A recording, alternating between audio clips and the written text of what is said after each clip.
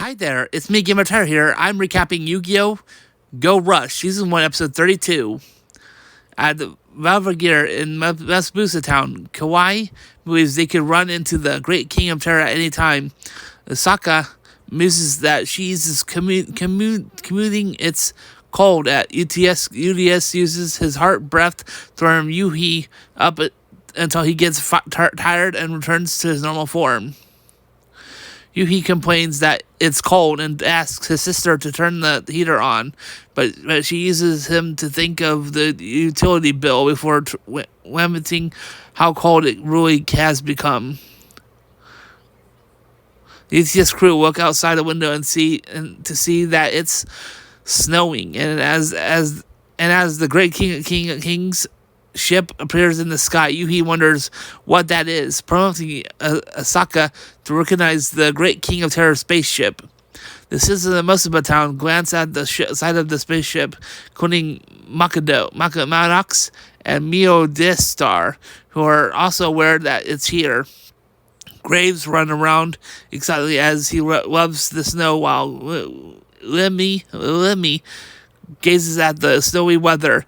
At the Palwoon Castle, Rovian lazily sings, "The Great King of Terror is coming so soon," prompting Yuna to share that it is Rovian's The Great King of Terror's attacks poem. Asaka and Kobe arrive. Asaka orders the navigator to a full stop before showing the image of the Great King of Terror's ship on screen.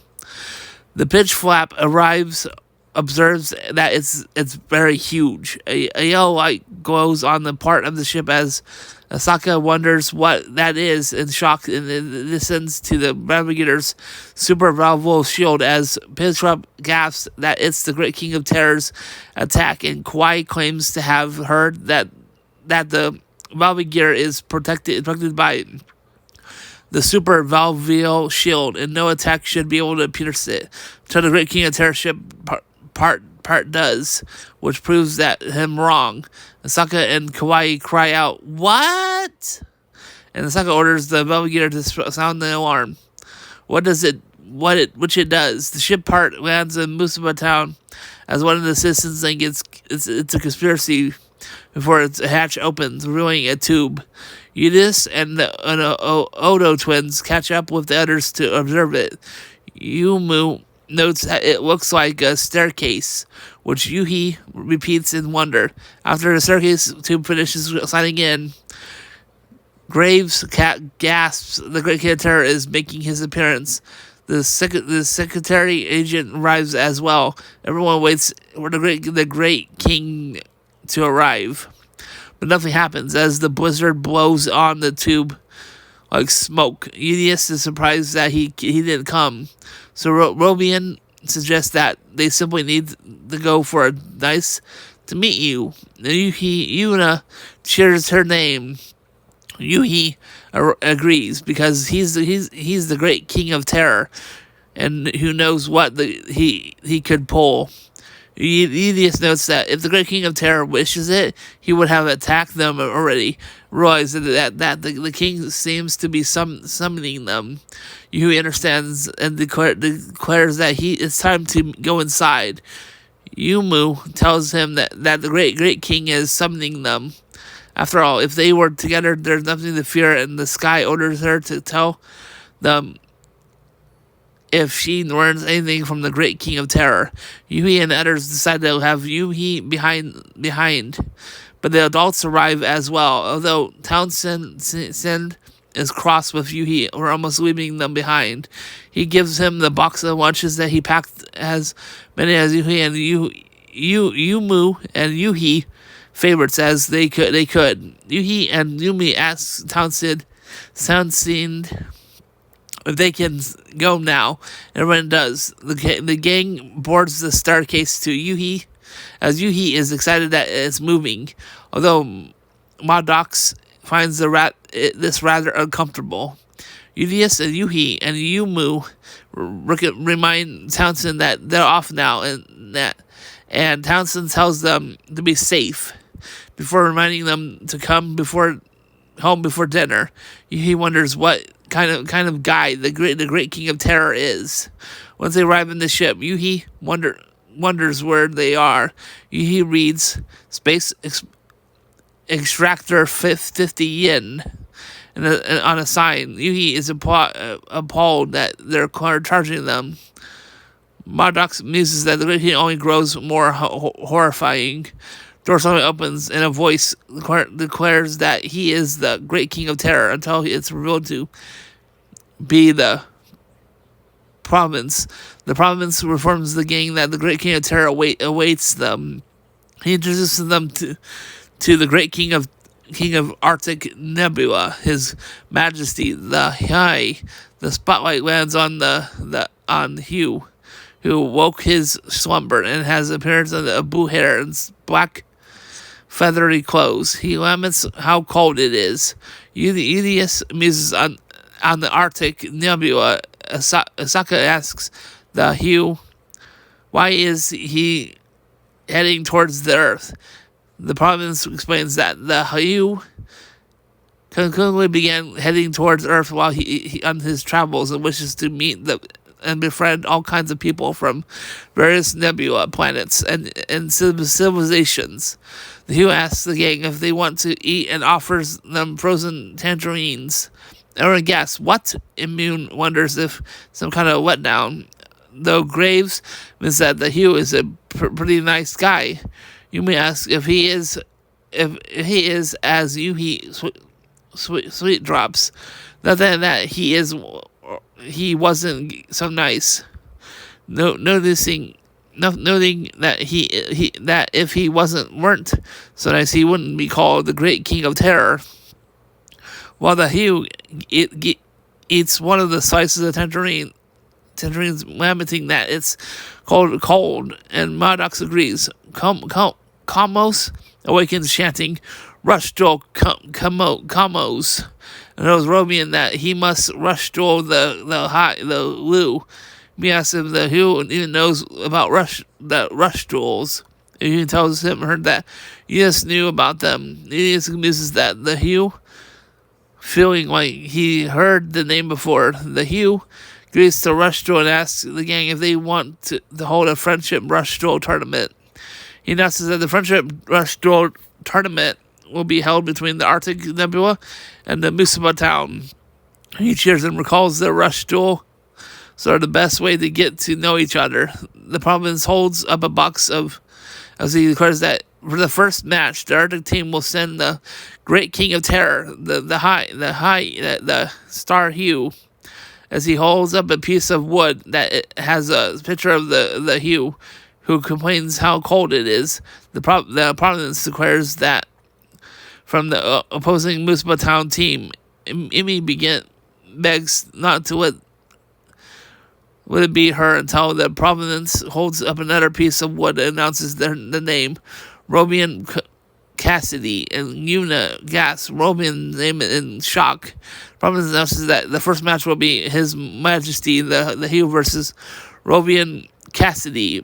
Robian realizes it's just the prophecy, just as the prophecy said, and he warns her to be careful. Yumu wonders if the Hugh has a deck, but sure enough, the Hugh lowers himself as he reveals his dual disc and deck, which Yuhi points out. Yugioh hears some eerie chanting and sees several glowing red eyes trapped in icicles.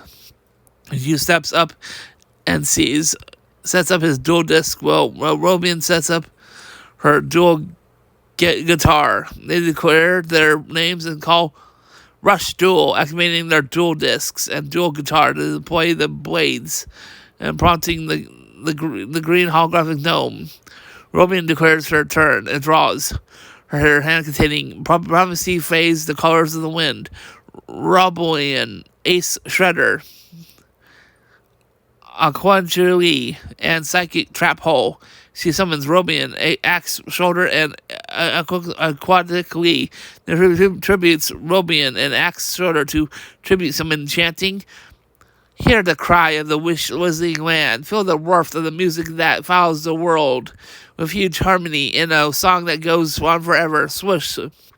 Spring forth, prophecy phase, and the colors of the wind. Versus the card as Yumi squeals that it's already in the season of prophecy phase. Going heart eyes and pays 500 life points to activate the effective prophecy phase. As the hero sends the entire hand to the graveyard, and for each card sent to the graveyard, he takes 200 damage. Roman attacks activates the leveling the stage effect of as a sort of prophecy phase. Grows green and emits sonic waves, forcing Yuhi and Yumi to multiply the lose 4 card times 200, taking 800 damage. The hero calls it crazy as his life points fall to 3,200. And Rovian recites she sold her seashells on the seashore, so she ends her turn. Yi schools that Rovian has been on the roll with her space poems since the start, and the hero calmly complains it's cold.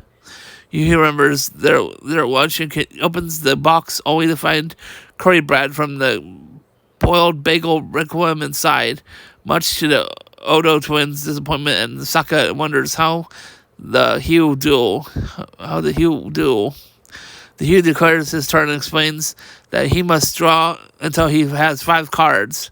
So he draws Ray Dragon, Silver Rail, Necro Drake, Ice Barrel Dragon, Zero Drake, and Dragon Bird. He summons Dragon Bird and Zero Drake, then tributes them to summon Ice Barrel Dragon with 2,400 attack to Yuhi's bewilderment as Rovian activates the trap card Psychic Trap Hole, prompting Madrock to recall that it lets a duelist destroy a monster their opponent summoned, which is great for psychic users, which means Rovian destroyed Ice Barrel Dragon. As Odo twins are frustrated, the Hugh activates the spell card Silver Rail Necro Drake and reads that this card can be activated when he controls no monsters and his opponent has 2 or more attack position monsters on the field. As he continues, Graves points out he's reading the card next text out for everyone, calling him kind.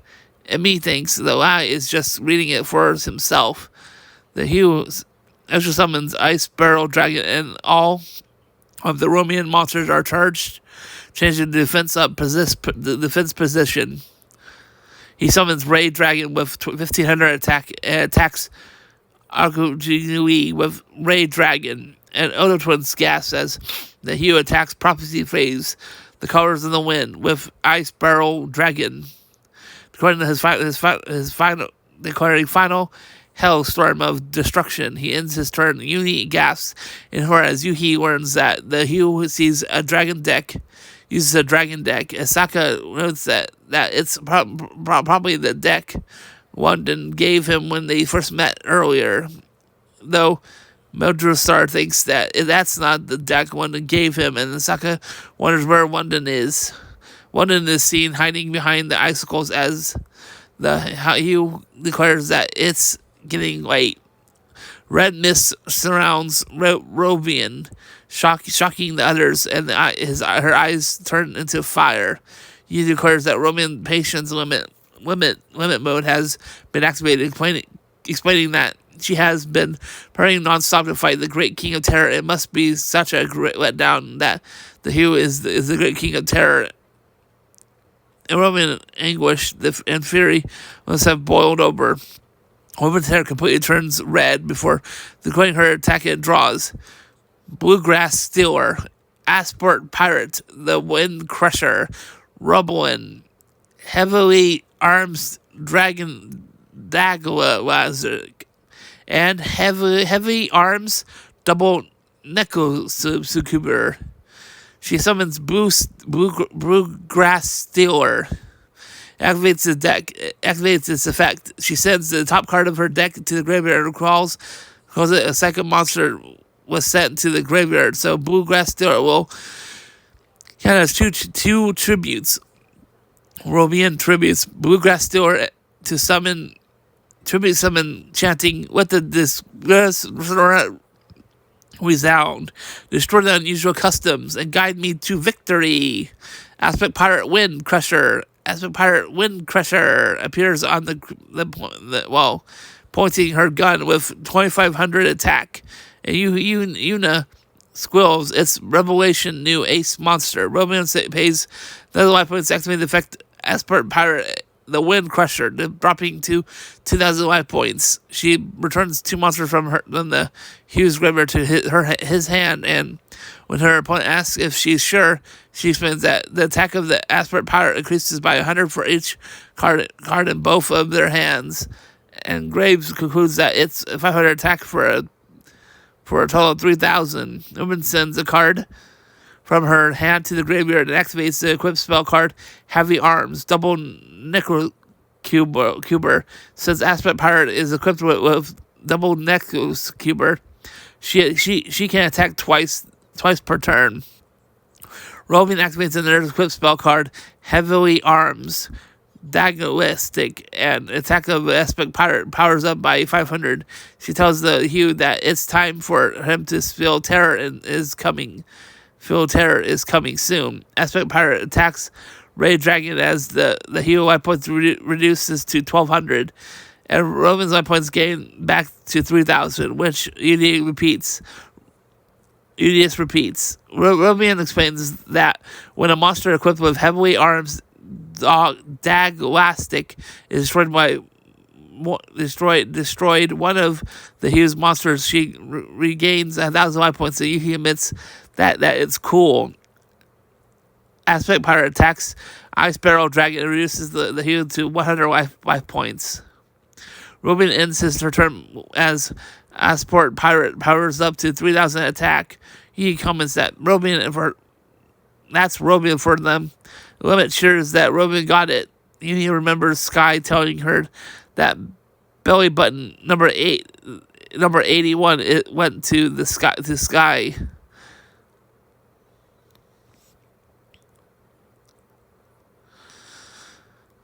Went to spy on the laugh, but there's this point Lucy heard sense a great fear from them.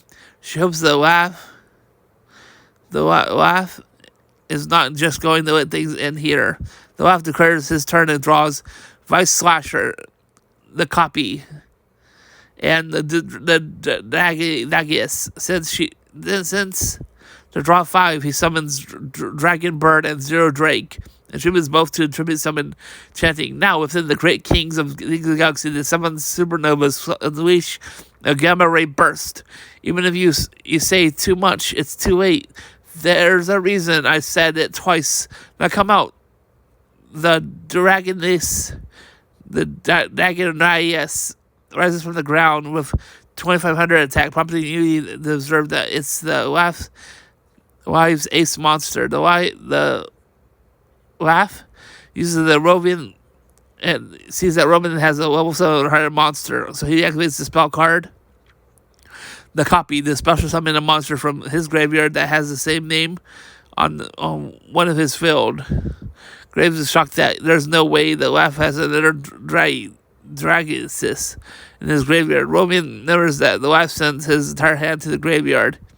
The Laugh summons another Dragonis. And he observed that the Laugh has 2 of his ace monsters. The Laugh notices the same thing, so he equips it with the Vice Slasher.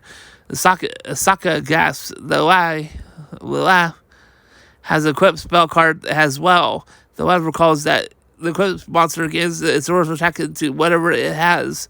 But gasps that the Dragus has 5,000 50,000 attack, and Graves panics that it's the Great King of Terror.